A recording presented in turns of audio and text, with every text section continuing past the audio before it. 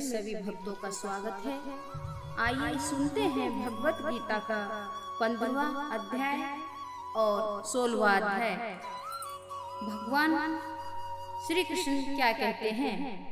भगवान जी बोले, हे लक्ष्मी, संसार अश्वत्थ पीपल के समान है, जिसकी पुरुष रूप जड़ ऊपर है, चराचर शाखा नीचे है। वेद इसके पत्ते हैं। जो यह जानता है वही वेद का ज्ञाता है। इसकी शाखा ऊपर नीचे फैली हुई है। सत्य, रज, तम और गुण इसकी वाहिनी नसें हैं, जिनसे इनका पालन होता है। शब्द रूप इसकी डालियां हैं। वह पीछे क्रम रूप में प्रकट होने वाली इसकी जड़ नीचे मनुष्य लोक में और भी नीचे तक चली गई हैं। पर अश्वत्थर का यह रूप, इसका आदि अनंत और आकार संसारी प्राणी के ध्यान में नहीं आता। यथापि इसकी जड़ गहरी है। ऐसे इस पीपल का वैराग्य रूप दृढ़ शास्त्र से काटकर वह स्थान ढूंढना चाहिए जहाँ से फिर लौटना नहीं पड़ता। और साथ ही यह विचरना चाहिए कि जिसमें वह पुरातन प्रवृत्ति उत्पन्न हुई है, मैं उसी आदि पुरुष के शरण हूँ।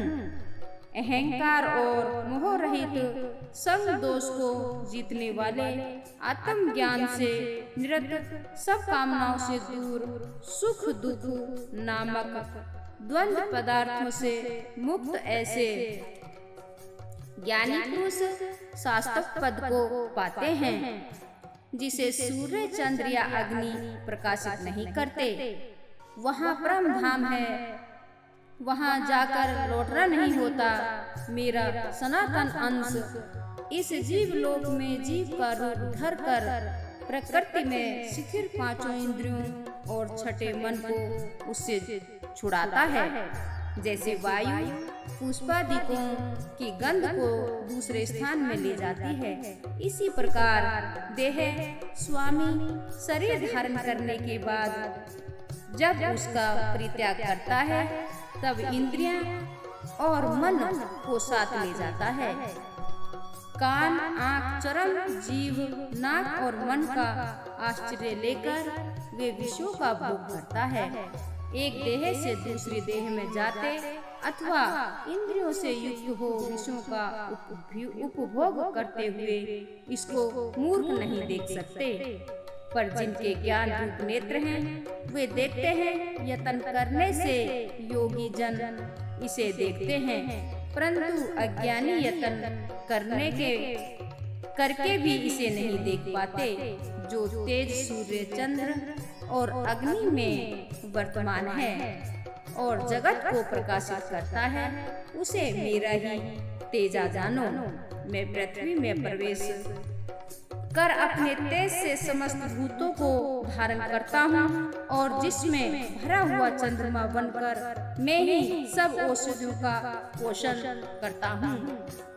मैं जठराग्नि होकर सब प्राणियों की देह में प्रविष्ट हूँ और प्राणवायु अपान वायु से युक्त होकर चारों प्रकार भक्ष्य, भोज्य, चोष्य, लेहा से भोजन किए हुए प्राणियों के अन्न को पचाता हूँ। संसार में शर और अशर, सर और अक्षर दो पुरुष हैं। जितने नाशवान प्राणी हैं वे सर कहलाते हैं, और शिथिल चेतने को अक्षर कहलाते हैं। मैं अक्षर और सर से उत्कृष्ट हूँ। इसी कारण से जो लोक और वेद में पुरुषोत्तम जानता है, वह सब कुछ जानता है और सर्वतो भावेन मेरा ही स्मरण करता है। श्री कृष्ण बोले, हे भारत, अभय, युद्ध, सतोगुणी होना, ज्ञान, योग, निष्ठा, दान, इंद्रिय दमन, यज्ञ करना, तप, अहिंसा, सत्य, अक्रोध, त्याग, शांति व चुगली ने करना, वे सब प्राणियों पर दया, तृष्णा से वचन, कोमल स्वभाव, चपलता का त्याग, क्षमा, धृत, पवित्रता, द्वेष रहित अभिमान ने करना, देवी संपत्ति के सन्मुख जन्म लेने वालों को ये सब गुण मिलते हैं। दर्प, सर्प, अभिमान, क्रोध, कटु भाषण और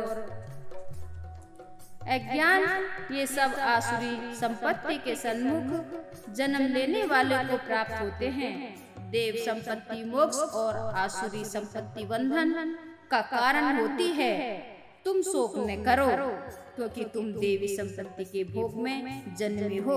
इस लोक में देव और असुर ये दो प्रकार के प्राणी उत्पन्न किए हुए हैं। धर्म में प्रवृत्ति तथा अधर्म में निवृत्ति असुर लोग नहीं जानते।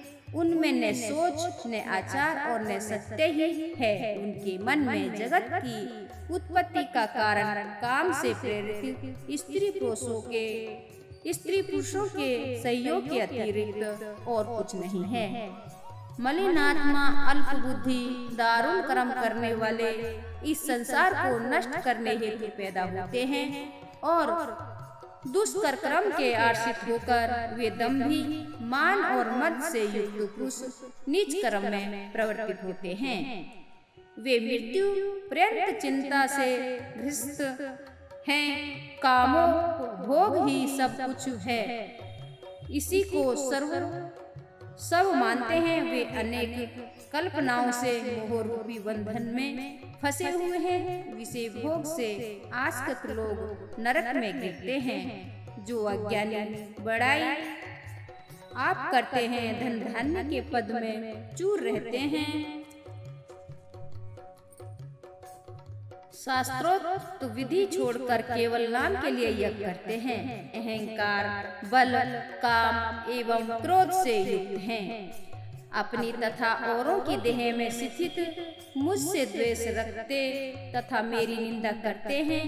इन द्वेष करने वाले क्रूर और अधम पापियों को मैं संसार की आसुरी योनियों में ही डालता हूँ।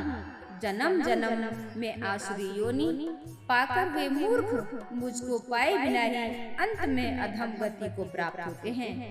काम, क्रोध, लोभ तीन नरक के द्वार होते हैं जो आत्मा का नाश करते हैं। इस कारण तीनों का त्याग कर देना चाहिए। बोलिए कृष्ण भगवान की जय।